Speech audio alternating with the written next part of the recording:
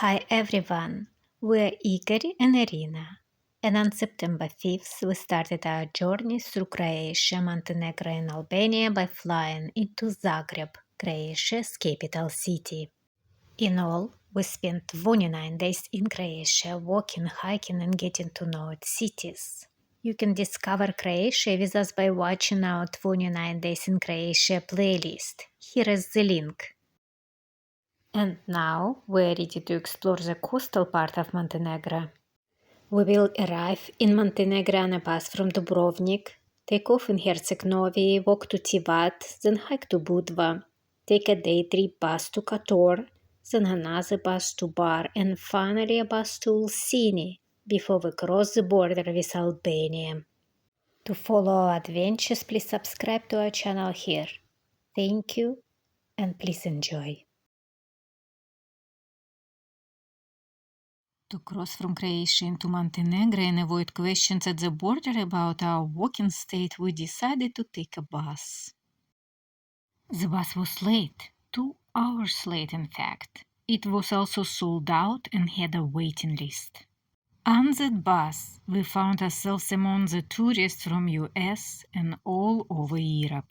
So, when finally the bus stopped to let us out at the first bus stop in Montenegro, I heard whispers. What is Herceg Novi? I guess it is time for us to find out. Herceg Novi sits on the coast at the entrance of the Bay of Kotor with Mount Urien at its back. Just like in Croatia, this mountain is comprised of limestone that deteriorates into unique geoformations like sinkholes, caves, canyons that in Montenegro go as deep as 1 kilometer below the sea level. And just like in Croatia, hikers must carry enough water as despite the abundance of rain with amounts comparable to typical tropical rainforest, the region lacks surface water in the form of springs and brooks. Mount Orien area has about 40 kilometers of marked trails, with one that starts at the city bus station in Herceg Novi, leading to the Zavratlam hut. From 400 BC, the Bay of Kotor was occupied by Illyrians and Greeks, who built ports at Risan and Kotor. In the 3rd century BC, Roman took over, and Slavic tribes arrived in the 7th century AD. This is a monument to the founder of the city Tvirtko, the king of Bosnia, the Serbs, and Dalmatia. He became king of Bosnia at the age of 15, inheriting an already large territory the size of today's Bosnia and Herzegovina. Through military conquest and diplomacy, Tvirtka extended it into the largest territory that Bosnia had in history. It also helped that his grandmother was a Serbian princess, while his mother was a Croatian princess, allowing him to self-crown himself as the king of the Serbs and Dalmatia as well.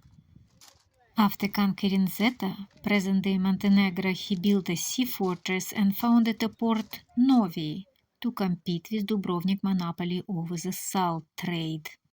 This is the original fortress. It was built on solid rocks. Over time, the fortification was extended with walls, gates, forts, and towers. 2 other cool fortifications can be reached from here by climbing the steps up: the Bloody Tower, that is a part of the city walls, and the Spanish fortress nearby. Both were built during the same period by Ottomans.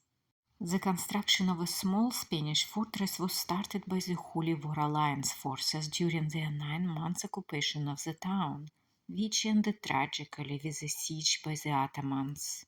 Surrounded by about 50,000 Ottoman soldiers with 44 artillery guns, Spanish garrison of only 4,000 refused to surrender even when offered a safe passage home and a money award. After the Ottomans retook the town, they demolished the small Spanish fortress and built a new one in its place, but the name Spanish stuck. They also built the Bloody Tower to commemorate about 12,000 lives that have been lost. Today it serves as an open-air amphitheater. Have you noticed the steepness of the terrain? Herceg Novi is called the town of 1,000 steps for being the steepest on the Kotor Bay. It has more staircases than streets, each one with its own name and history. And we are going to enter the old city through its iconic Lok Watchtower gate. Built under the Ottomans, it originally had a wooden bridge over a moat. Today, small Nikola Jurkovich Square, named in honor of a local hero from World War II, is just outside the gate. The gate entrance leads to the Herceg Stefan Square. Here sits the Church of Saint Archangel Michael, one of the most beautiful in Montenegro. Rebuilt in the 19th century, it is decorated with a mixture of styles like Gothic windows, Romanesque arches, Byzantine dome, plus some Islamic influence. This square, like the town itself, is named after Herceg Stefan, and his story is quite fascinating. Born into one of the prominent and powerful Bosnian families, the one who also bought the land with this very town from King Tvirtka himself, Stefan inherited a large territory. Many were trying to grab some part of it. Even the Venetians attempted to take over the fortress of Novi. Sorting through the conflicts that will persist through his entire life, Stefan managed not only keep but also expand his reach, becoming the most powerful and most hated nobleman in Bosnia. Seeing how Bosnia was becoming weaker and weaker, he declared his independence, crowned himself, taking the title of Herceg. Bosnian noblemen were so blinded by rage, they ignored the Ottomans at their borders, and when the invasion finally came, it was already too late. When the Ottomans took over Herceg Stefan's land, they named it Herzegovina, after its previous lord, Herceg Stefan. This name is still in use today.